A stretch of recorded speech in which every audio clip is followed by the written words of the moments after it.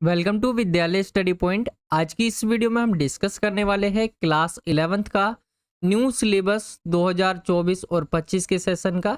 आज की इस वीडियो में हम जो सिलेबस डिस्कस करेंगे संस्कृत का है।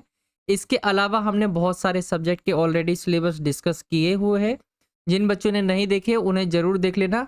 हमने फाइनल एग्जाम्स के लिए अलग सिलेबस और मिड टर्म के लिए अलग सिलेबस बताया हुआ है। तो आज की इस वीडियो में हम संस्कृत का जो फाइनल के अंदर आपका एग्जाम होगा, फाइनल का एग्जाम कब होता है तो फरवरी और मार्च के टाइम पे होता है। तो इस टाइम पे आपका जो सिलेबस रहेगा संस्कृत के अंदर कौन कौन से चैप्टर पूछे जाएंगे वो आज की इस वीडियो में हम डिस्कस करने वाले हैं। चलिए सिलेबस की तरफ चलते हैं। एंड सिलेबस में अगर आए हम तो यहाँ पे दो किताबें आपको दिखेंगी संस्कृत के अंदर। संस्कृत को लेकर आपको कंफ्यूजन नहीं होनी चाहिए। आपकी जो किताब है उसका नाम है भास्वती, ठीक है, कुछ इस तरह से। ये 11वीं के लिए किताब है। एंड दूसरी जो किताब है उसको लेकर काफ़ी ज़्यादा बच्चे जो है कंफ्यूज हो सकते हैं।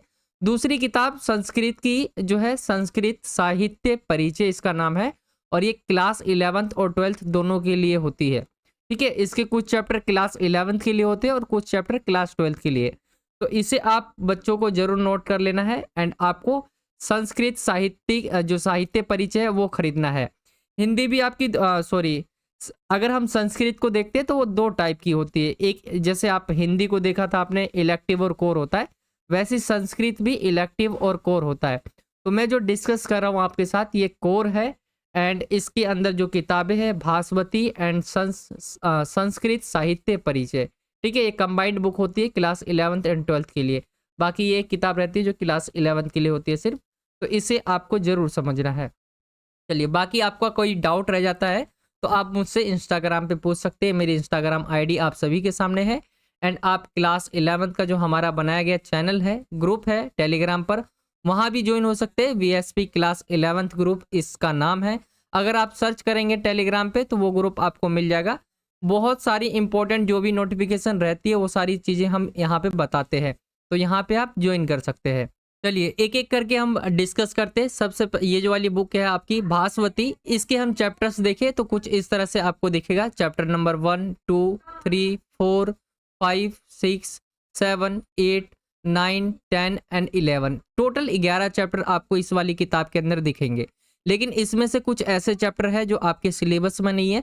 जैसे कि चैप्टर नंबर 3 आपको कट कर देना है। अगर आपकी बुक में है तो ये आपके सिलेबस में नहीं है, आपको नहीं पढ़ना है।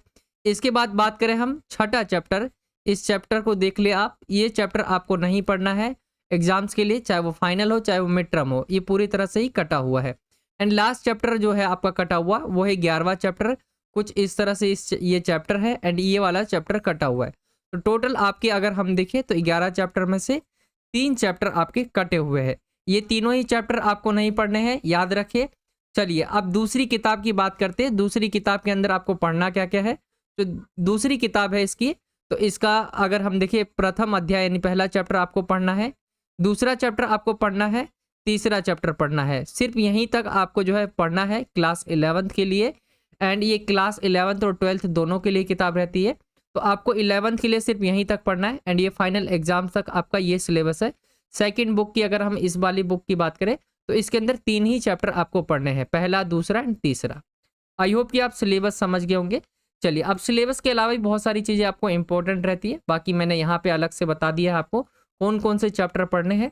जैसे कि आप दूसरी वाली बुक में यहाँ पे देख सकते हैं, और जो मैंने पहली आपको दिखाई यहाँ पे इसके 8 चैप्टर आप कुछ इस तरह से देख रहे होंगे। ये चैप्टर्स है जो आपको पढ़ने हैं, ठीक है। इसके अलावा जो 3 चैप्टर मैंने आपको बताया वो कटे हुए यहाँ पे आपको वो नहीं दिखेगा।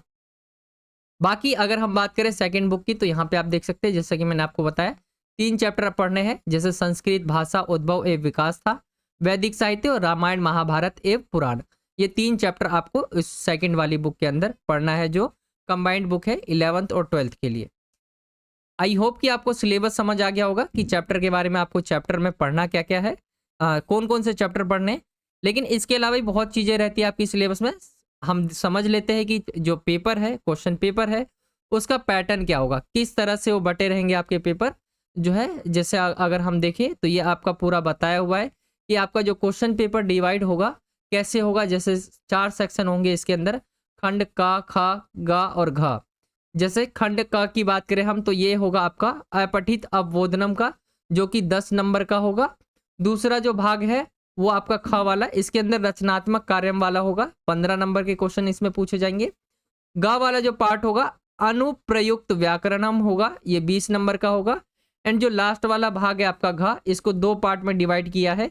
एक तो होगा आपका पठिता जो है पठिता व बोधनम, ये 25 नंबर का होगा। और दूसरा जो पार्ट है संस्कृत साहित्य इतिहास सामान्य परिचय, ये 10 नंबर का होगा। तो कुछ इस तरह से आप टोटल अगर कर ले हम तो 35 नंबर का आपका सेक्शन घ होगा।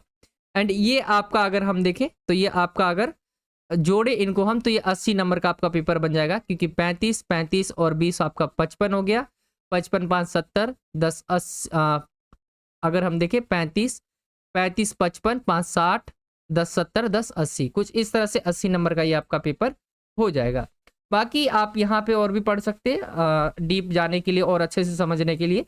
सेक्शन जो का होगा उसके अंदर आपको कैसे कैसे क्वेश्चन पूछे जाएंगे आप यहाँ पे देख सकते हैं, बताया हुआ है। और किस तरह के क्वेश्चंस और कितने मार्क्स के क्वेश्चन पूछे जाएंगे ये आप यहाँ पे भी देख सकते हैं। जैसे शीर्षक वाला भी बता रखा है।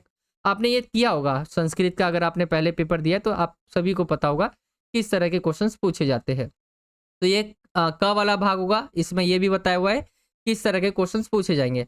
जैसे कि मैंने आपको बताया 10 नंबर का होगा। खंड ख की तरफ आएंगे तो इसके अंदर रचनात्मक कार्य वाला होगा। यहाँ पर आपका पत्र पूछा जाएगा, लघु कथा पूर्ति पूछा जाएगा, वार्तालाप पे जो होता है वो पूछा जाएगा। टोटल ये 15 नंबर का होगा। आगे की तरफ चले तो ये आपका ग भाग रहता है और इसके अंदर क्या क्या पूछा जाएगा, संधि हो गया, प्रत्यय हो गया, शब्द रूपाणी हो गया, धातु रूपाणी हो गया, कारक हो गया आपके, ये सारी चीजें आपसे पूछी जाएगी। और ये टोटल 20 नंबर का आपका पूछा जाएगा।